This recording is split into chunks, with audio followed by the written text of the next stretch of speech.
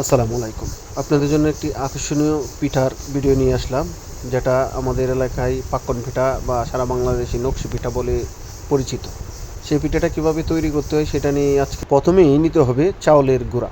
চাউলের গুঁড়াগুলিকে গরম পানির সাথে মিশিয়ে সেটাকে কাই সিস্টেম করতে হবে। কাইগুলিকে দুই হাতে পেষে এটাকে এরকম গোলাকার তৈরি করতে হবে। গোলাকার হয়ে গেলে এগুলিকে বেলান দিয়ে অনেকগুলি রুটি তৈরি করতে হবে। সেই রুটিগুলিকেই পিঠার আকৃতি করতে হবে। এই দেখেন, এখানে দক্ষ কারিগররা কীভাবে নকশি পিঠা তৈরি করে সেটা দেখে নিন। ছোটো ছোটো করে ডিজাইন করে খুব সুন্দর করে দক্ষতার সাথে কাজগুলি করতে হয়। অনেক সুন্দর সুন্দর আকৃতি ধারণ করা হয় এই পিঠাগুলিতে। নানান ধরনের হাটিস বা কারুকাজ এগুলির মাঝে করা হয়, করে এটাকে পিঠা তৈরি করতে হয়। অনেক সুন্দর ডিজাইন।